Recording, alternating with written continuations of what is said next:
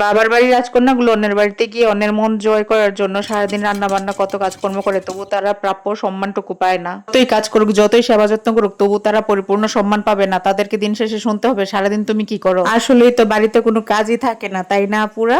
এরকম ঐতিহাসিক ডায়লগ কার কার শুনতে হয়েছে অবশ্যই কমেন্টে জানায় যাইও। মাঝে মধ্যে কিন্তু আমিও শুনি, আসলে মনটা খারাপ হয়ে যায়। যাই হোক আজকে অনেক অনেক রান্না একা হাতে করতে হবে। অবশ্য ছোট বোন হেল্প করবে, আজকে নানু বাড়িতে নেই, সেজন্য হচ্ছে সব কাজই আমাদেরকে করতে হবে। যাই হোক, প্রথমে হচ্ছে মুরগিগুলোকে ভালো করে বেছে নিয়ে পরিষ্কার করে ধুয়ে টুয়ে রাখলাম আর কি।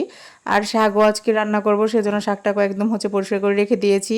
এই পর্যায়ে আমি হচ্ছে মুরগি রান্না করে নেবো। অবশ্য অন্য চুলায় মুরগির একটা ভুনা হয়েছে, আর এটাতে হবে মুরগি আলু দিয়ে ঝোল। তো সেজন্য কিন্তু সবগুলো মশলা আমি খুব ভালো মতো কষিয়ে নেবো। পেঁয়াজ আদা রসুনটা খুব ভালো মতো কষিয়ে নিয়েছি, সাথে গরম মশলা দিয়ে দিয়েছি। আর এখন কিন্তু গুঁড়া মশলাগুলো দিয়ে তারপর আদা রসুন দিয়ে খুব ভালো মতো একটু ভাজা ভাজা করে নিয়েছি। এভাবে কিন্তু ভালো মতো কষিয়ে নিলে তরকারি খেতে অনেক বেশি মজা হয় আর কি। তো একটু পানি দিয়ে আরও বেশি করে কষিয়ে নিয়েছি। আর এই দিকে কিন্তু আমার সেই চিকেনের ভুনাটা হচ্ছে, যদিও সেটার ভিডিওটা করা হয় নাই, অন্য একটা ভিডিওতে দেখিয়েছি। যাই হোক, তারপরে কিন্তু এই যে মুরগি আর আলুগুলো একসাথে দিয়ে দিয়েছি। এতে করে আলু আর মুরগির মাংস একই সাথে খুব ভালো মতো হচ্ছে সিদ্ধ হয়ে যায়, সেজন্য একসাথেই দিয়ে দিয়েছি আর কি। অন্যদিকে শাকগুলো রান্না করতে হবে। শাক কিন্তু ছোট আলু দিয়ে রান্না করব। ছোট আলু দিয়ে রান্না করলে অনেক বেশি ভালো লাগে। কে কে আছেন ছোট আলু অনেক বেশি পছন্দ করেন, কমেন্টে জানিয়ে যাবেন।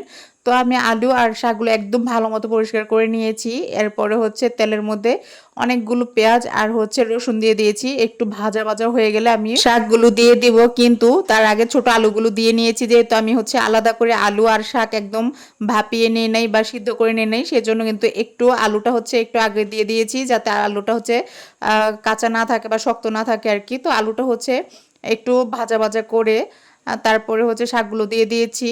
তো এই পর্যায়ে আমি শাকগুলো ভালো মতো হচ্ছে নেড়ে চেড়ে একটুখানি পানি দিয়ে রেখে দিয়েছি। শাক যদি ঢেকে দেওয়া হয় তাহলে কিন্তু কালার নষ্ট হয়ে যায়। আমি কিছুক্ষণের জন্য ঢেকে দিয়েছিলাম, সারাক্ষণ ঢেকে রান্না করি নাই।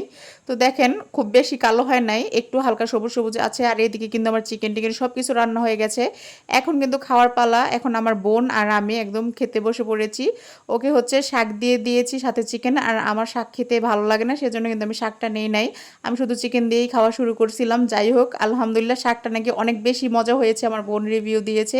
আর এদিকে কিন্তু আমার চিকেনের ভুনাটা এত বেশি পছন্দ, যা বলার মতো না। এটা আমার মায়ের হাতের সিগনেচার রেসিপি, অনেক ভালো হয় এই রেসিপিটা। আর এদিকে কিন্তু আমি কিছু ভুট্টাও ভেজে নিয়েছিলাম। এই ভুট্টাগুলো চিনি দিয়ে হচ্ছে একটু ভেজে নিলে কিন্তু খেতে অনেক মজা লাগে। কে কে বাড়িতে এমন পপকর্ন বানিয়ে খান? আর সেদিন রাতে সবার পছন্দের চই পিঠা বানিয়েছি, সাথে পোলাও চাল দিয়ে দিয়েছি। এতে করে অনেক ঘন হয়েছে আর খেতে কিন্তু অনেক মজা হয়েছে। ভিডিওটি কেমন লেগেছে অবশ্যই কমেন্টে জানাবেন। সবাই ভালো থাকবেন।